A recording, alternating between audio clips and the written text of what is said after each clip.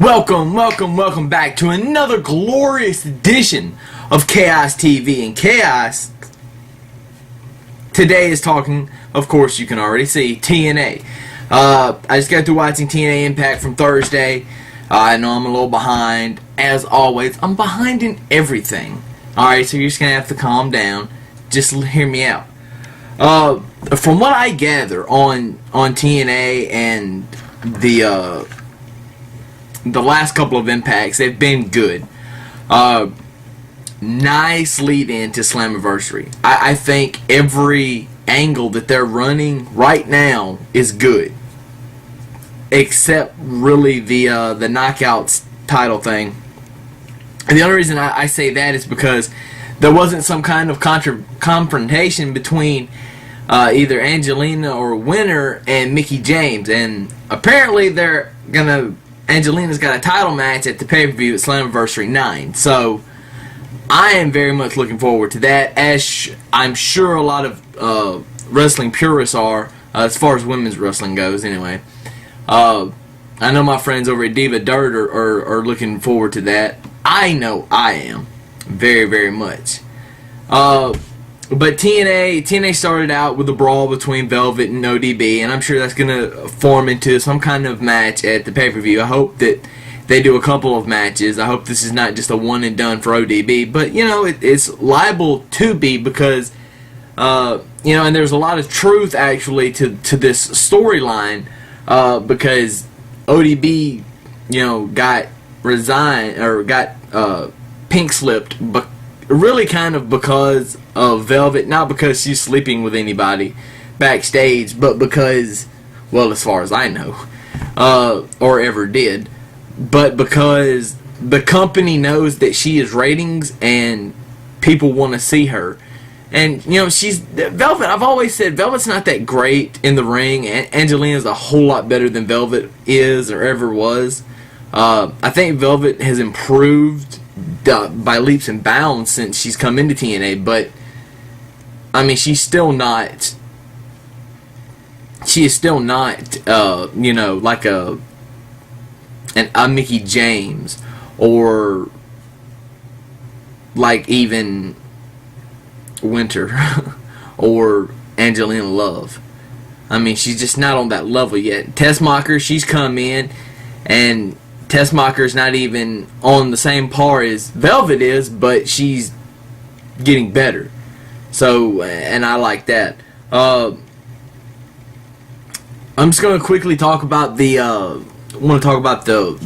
envelope thing, and everybody making it out like it was going to be Eric Bischoff's last night or whatever. I mean, come on, you had to see that coming. Actually, knowing that it wasn't going to be Bischoff's last night, but that it was going to be something big. But I didn't expect it to be Mick Foley, because, as always, I don't read spoilers, because I don't care. What's the point if I read the spoilers? What's the point in me waiting to watch the show?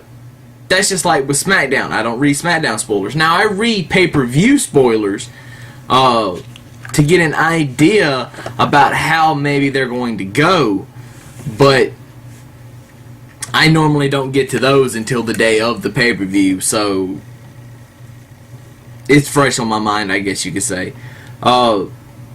The tag title situation, I guess now we're going to have, instead of, you know, beer money and the Motor City Machine Guns, we're going to have gun money, or I personally think it should be beer guns, but, you know, to each his own, you know. I mean, calling it money guns when Robert Roode is out, and I don't know. Beer guns. It fits. I think it works better. As far as the whole Sting and Mr. Anderson thing goes, Anderson's doing a great job as far as his portrayal of the classic Sting, and I really like it, because he looks just like him. And I've said this time and time again. I said a lot on Twitter. He looks exactly like Sting did, you know, back in the early 90s, and it's pretty awesome. I really like that. I miss that old Sting. Now, I wouldn't want Sting to go back to that, because I think that, you know, as a performer, as a professional wrestler, you have to evolve your look, and everybody's look has evolved.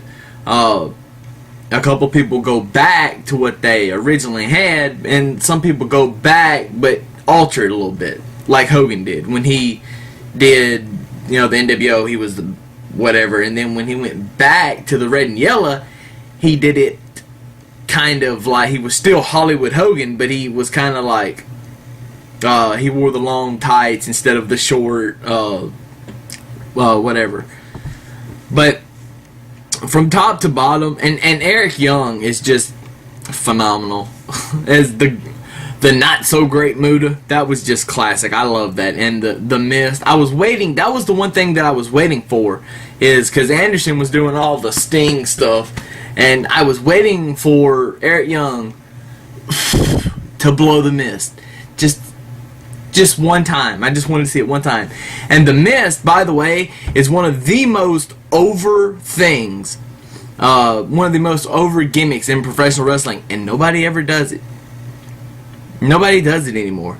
And there's only been a few guys that's made the Mist, like, you know, mainstream and really a huge gimmick, and that was the Great Muta, of course, the one and only. Cannot be replicated, although Eric Young did a pretty good job of it. Well, as far as, well, a pretty funny job of it, I will say.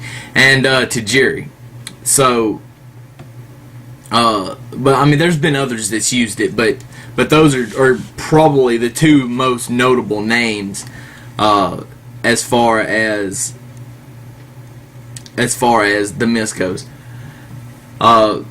So what do we have left? Well, we have a little bit, a couple weeks until Slammiversary. I think we have a week and a day, I think. I don't have I can't remember what date the pay-per-view is, but I know you know, we're coming up on it, and I think TNA's doing a pretty good job. They just need to hit home hard the Knockouts title thing, and they'll be solid. And they hit home, because in the tag title, the whole thing is not about it's not about having like, the whole dynamic of the tag title is not that it's the British invasion that they're fighting, because we know the Brits aren't going to win the titles, probably. But, and I'll shoot on that later in my predictions next week. But the thing between well, I mean, it's not like we're not looking at this, or I'm not, as this is the Brits' shot. You know, this is their opportunity. They're finally getting a shot to come in, and that's not. They're just kind of putting them in that spot. But because of circumstance, they might actually win the titles, because it's not beer money. It's Alex Shelley and James Storm. So, I mean, there's a lot of dynamic there that you could, and I'll shoot on that later. But, and everybody probably knows what I'm thinking already. At least the smart ones do. The last thing I want to talk about is going to be the match of the pay-per-view. I firmly believe this is going to be the match of Slammiversary 9. Is going to be Bully Ray versus AJ Styles in a last man standing match. This is going to be epic. Bully Ray can go. Whether anybody, he is a good wrestler. He can make, you know, there's several different ways that someone can get over, and Bully Ray can do a lot of those different scenarios to make sure he gets over, and that's the main thing. That's the main thing. And being a heel, that's him. That's a perfect heel as far as professional wrestling goes. So I like that, and I can't wait to see this match. It's going to be awesome. And Slammiversary 9, like I said, is shaping up to be pretty good. So I'm pulling for TNA. I know I bash them a lot, and I've said this countless times. I hate some of the things TNA does, But I want them to succeed, just like I want ROH to succeed, because if there's 3 wrestling companies, they're going to make each other better, because they're going to be competing. I mean, WWE, when they were WWF back in the day, were good. But when WCW came in and punched them in the mouth, they got better. And WCW had to be as good as WWF to punch them in the mouth. And when they did, WWF punched them back. And they slugged it out for several years. And that's what I want to see as far as wrestling in 2011. I think ROH is on their way. It's going to take probably 3 or 4 years for them to get to where TNA's at. But at that time, I hope by that time that TNA is where WWE is. And I'll break this down later, and you'll completely understand it. But as for now, I'm gonna say deuces. Chaos is out. And make sure that you follow me on Twitter for all the late breaking happenings, and then a couple of little other things that goes on in my life. So I am out.